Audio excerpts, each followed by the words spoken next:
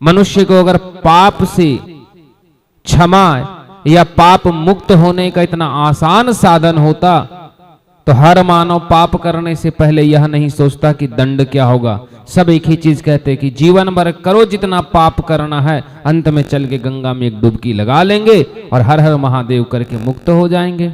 मुक्ति इतनी साधारणता नहीं है। अगर मुक्ति इतना साधारण होता तो हमारे पूर्वज जीवन भर तप करके, हजारों वर्ष तप करके अपनी हड्डियां ना गलाते, वे भी माला लेकर के कहीं नाम जपने बैठ जाते। मुक्ति इतनी साधारण है ही नहीं। जिसके मन में ध्यान नहीं, जिसके मन में योग नहीं, जिसके हृदय में ईश्वर की छवि नहीं, उसे मुक्ति आधार नहीं मिलती है। जब तक आपके हृदय में ईश्वर की छवि ना बैठे तब तक मुक्ति नहीं मिलती है। और ईश्वर की छवि हृदय में ना माला जपने से मिलती है, ना नाम जपने से मिलती है, ना 4 घंटे किसी प्रतिमा की सेवा से मिलती, किसी चीज से मिलती है तो श्रीमद् भगवत महापुराण और 18 पुराण इसका वर्णन करता है कि भगवान का ध्यान करने से। ध्यान में इतनी शक्ति है। मात्र ध्यान ही एक ऐसी चीज है कि संपूर्णतः हृदय में ईश्वर को वास दिला सके। दूसरा कोई साधन नहीं। अगर कोई कह रहा है तो समझिए या तो वो मिथ्या कह रहा है या तो फिर अज्ञानता बस कह रहा है। दूसरा कोई साधन संसार में है ही नहीं। अगर इतना आसान साधन होता तो 1000 और 10,000 वर्ष बैठ करके कोई तपस्या क्यों करता? मन को एकाग्रता लाने के लिए क्यों एकाग्रता में ध्यान करता? इंद्र बड़े बड़े ऋषि मुनियों की एकाग्रता तप को देख करके भंग करने आ जाते थे। कभी सुना है कि किसी इंद्र ने किसी को सिर्फ इसलिए प्रहार कर रहा है कि वो भगवान का नाम जप रहा है तो उसको मारो, उससे उसको फल मिले? ना। जब तक हृदय में एकाग्रता नहीं, ध्यान नहीं, तब तक हमारे शब्दों में स्पष्ट है कि ईश्वर की प्राप्ति नहीं।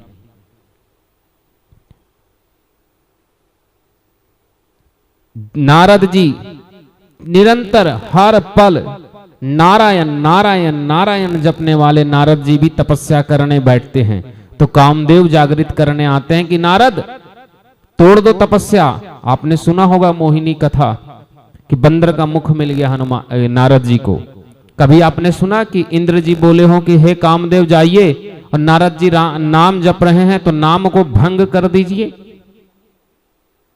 कभी भी नाम जपना हमारे भक्ति या हमारे इष्ट के प्रति हमारा समर्पण हो सकता है, हमारी भक्ति हो सकती है, हमारे हृदय में ईश्वर वास करे या हमारा हृदय में एकाग्रता उत्पन्न हो, इसका आधार बिंदु सिर्फ ध्यान है।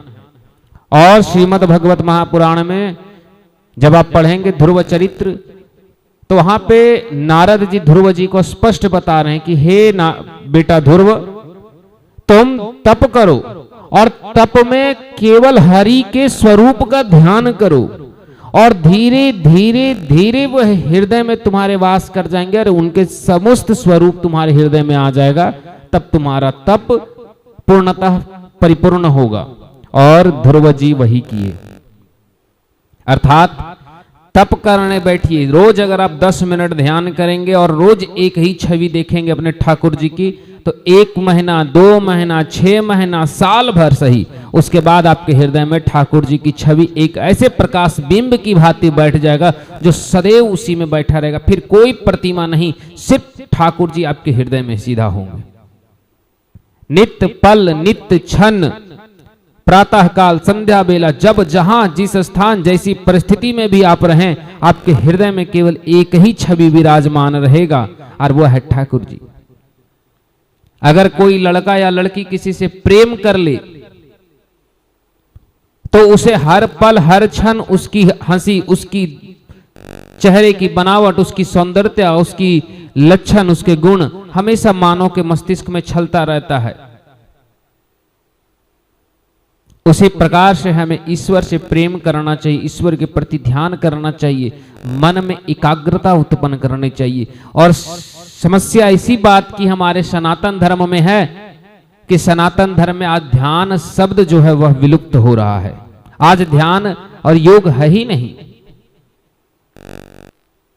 नित्य ईश्वर का नाम तो जप सकते लेकिन ईश्वर को हृदय में, और मनुष्य इसीलिए अपने हृदय में पाप ले आता है जिस दिन जिस पल आप तप करने बैठ गए, मतलब ध्यान करने लगे, 10 मिनट भी नित्य दिन हृदय में ईश्वर की छवि बैठने लगे, वह बैठा हुआ सिंहासन में इंद्र की भी सिंहासन डोलने लगती है। तो सोचिए उसकी शक्ति कितनी है। कभी आपने नहीं सुना होगा कि कोई पूजा कर रहा है या कोई माला जप रहा है किसी देवी देवता का, तो इंद्र की सिंहासन डोलने लगा, इंद्र भयभीत हो गया, करीब बाप रे बाप, इसे अब भगवान कुछ भी दे देंगे। लेकिन जब भी कोई तपस्या करने बैठा, ध्यान करने बैठा, तो इंद्र को भयभीत हो गए। क्यों? स्वयं की तर्क और स्वयं की बुद्धि लगाई। अर्थात शास्त्र भी कहता है कि ध्यान से बड़ा साधन ईश्वर प्राप्ति का कुछ नहीं है। और विज्ञान कहती है कि अगर मनुष्य योग करे, अभी अमेरिका में योग चल रहा है, सऊदी अरब ने योग लॉन्च कर दिया कि हमारे देश में योग की शिक्षाएं चलेगी। क्यों? क्योंकि दुनिया में जितने भी डिप्रेशन के स्टूडेंट या डिप्रेशन के लोग हैं, उनका सबसे आसान उपाय जो हमारे देश में उपचार है वह है योग, ध्यान। अगर मनुष्य नित्य सुबह 10 मिनट केवल किसी भी देवी देवता का ध्यान कर ले, तो उसे जीवन में कभी भी मानसिक रोग या डिप्रेशन नहीं होगी। इससे आसान मुक्ति कुछ नहीं है। लेकिन मनुष्य में एक ही चीज होता है ना, कि हम सिर्फ भक्ति को जानना जानते हैं, भक्ति करना नहीं जानते। 18 पुराण जिस साधारणता ईश्वर प्राप्ति का मार्ग दिखा रहा है, हम उस मार्ग को छोड़ करके उस मार्ग में जा रहे हैं जो किसी मानव के द्वारा बताया जा रहा है। 1,00,000 बार राधा नाम जप लीजिए तो भी राधा की छवि आपको तभी दिखेगा जब आंख खोलेंगे। एक दिन सुबह उठिए और बस राधा जी की छवि अपने मन में बिठाने के प्रयास कीजिए। 15 दिन, 20 दिन, 21 दिन के बाद ऐसा होगा कि आप सोए भी रहेंगे तो आपको सपने में भी राधा जी ही दिखेगी। तब आपके हृदय में संपूर्णता राधा जी वास कर गए। इस परिस्थिति में ही संपूर्णता भक्ति प्राप्त होती है, वरना भक्ति कोई मार्ग नहीं है, कुछ नहीं। आप भक्ति ईश्वर की सेवा, ईश्वर का समर्पण, ईश्वर के प्रति अपने भाव को रखना अच्छा है, लेकिन ईश्वर को हृदय में बिठाना अलग होता है। तो ईश्वर को अपने हृदय में बिठाइए और ध्यान मार्ग की ओर आइए, हमारे पूर्वजों की ओर आइए, उन साधु संतों ऋषि महात्माओं की ओर आइए जिन्होंने योग और ध्यान को परम श्रेष्ठ बताया है। हमारे 18 पुराणों में जिस ध्यान और योग और तप से ईश्वर प्राप्ति का मार्ग बताया गया है, आप उस ओर आइए, सबसे श्रेष्ठ मार्ग है। और इसे मात्र कर लेने से ही आप अपने पापों को क्षय कर लेंगे। दूसरा कोई उपाय नहीं है। वाल्मीकि जी रामायण लिखने वाले बहुत बड़े पापी थे, परंतु जब उन्होंने तप किया राम राम का, तब जाकर के उनकी पाप क्षय हुए। उन्होंने नाम नहीं जपा था, उन्होंने तप किए थे नारद जी के कहने से। तो तप ही एक ऐसी शक्ति है जो आपके जीवन की विचार, आपके हृदय में ईश्वर के वास और आपके कर्मों में सुधार ला सकती, अन्यथा दूसरा कोई नहीं। इसके अलावा दूसरा कोई मार्ग नहीं जिससे आप अपने जीवन को सुधार सके।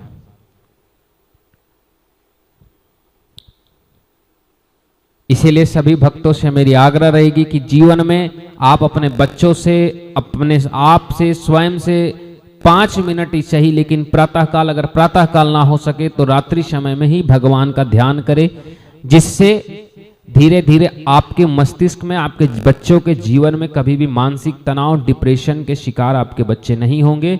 और जीवन में जो डिप्रेशन के शिकार में फांसी लगा लेना, आत्महत्या कर लेना, इन चीजों से सदैव आपका परिवार सुरक्षित रहेगा। ये अवश्य करें।